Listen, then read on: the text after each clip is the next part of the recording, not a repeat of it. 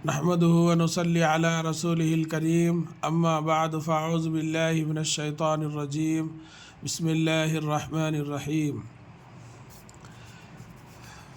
کل ہم نے یہ سبق نمبر 4 پڑھایا اور لکھایا، لکھتے لکھتے آپ کو جو ہے پڑھنا بھی بتایا اور لکھنا بھی جو ہے سکھا دیے۔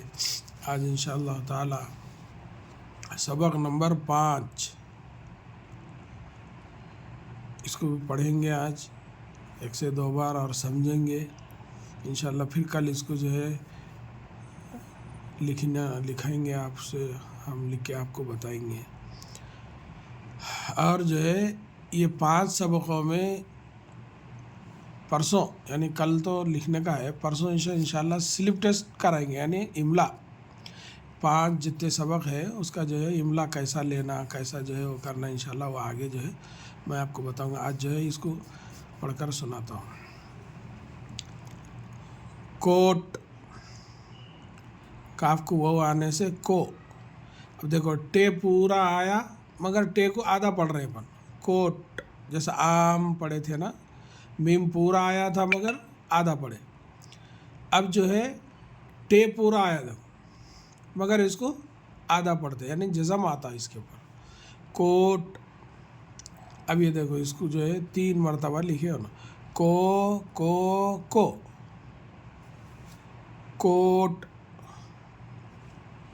بابا، بے الف با با کاف و کو ٹے ساکن کوٹ۔ دال و دو، بابا کوٹ دو۔ اب یہاں جو ہے لام آیا، کاف نہیں آیا، تو لام و لو، کاف و کوٹ ٹے ساکن کوٹ، لو کوٹ، پھر لام و لو کوٹ لو۔ اگر اس کو ہجا سے پڑھے تو لام و لو، کاف و کو ٹے ساکن کوٹ لام و لو، یعنی لو کوٹ لو۔ لالا کو، باجا دو۔ اب یہ لالا تو ہم بار بار پڑھے، اب کو جو ہے اس میں نیا اپنے کو ہے، اس لیے اس کے پر ہم توجہ دیں گے۔ لام آیا تو لو، کاف آیا تو کو لالا کو باجا، اس کو بھی ہم بہت جگہ پڑھے نا، باجا دو۔ لو لالا باجا لو۔ جو واو سے پہلے کا حرف، الف سے پہلے کا جو حرف آتا اس کو غور سے کر کے اس کی آواز نکال دینا، بس وہی ہے۔ لو لالا باجا لو، بابا کو لوٹا دو، لو بابا لوٹا لو۔ یہ اپن اس کو جو ہے اگر اردو مطلب اسپیلنگ کے ساتھ بھی اگر پڑھنا ہے تو لام و لو، بے الف با بابا لو بابا، لام و لو ٹے الف ٹا لو ٹا، پھر لام و لو بابا لوٹا لو۔ دیکھیے اب میں سادے سیدھے سے آپ کو پڑھ کے جو ہے پورا سناتا ہوں۔ سبق نمبر 5 اردو میں ایسا تھا، کل جو ہے 4 یہ دیکھیے میں لکھ کے بھی بتایا تھا، اور یہاں جو ہے یہ آپ مشق کرتے رہنا، مشق کرتے رہیں گے تو انشاءاللہ آپ کو جو ہے آ جائیں گا۔ سبق نمبر 5 ایسا تھا، کوٹ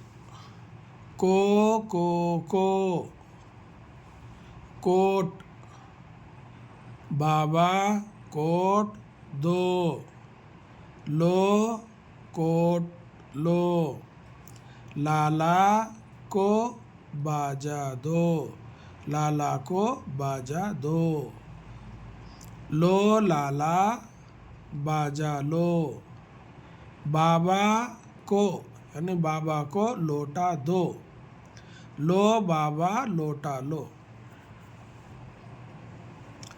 یہ حرف ہے، یہ اکیلا جو رہتا حرف، یہ کافوں کو یہ پورا ملائے تو جو ہے اپنے کو ایک لفظ بنتا۔ یہ لفظ سے جب 1 سے 4 5 یعنی پورا جو ہوتا اس کو جو ہے جملہ بولتے ہیں۔ جملوں میں بات پوری سمجھ میں آتی، تو یہ یاد رکھنا اپن حرف کس کو بولتے ہیں، ورڈ۔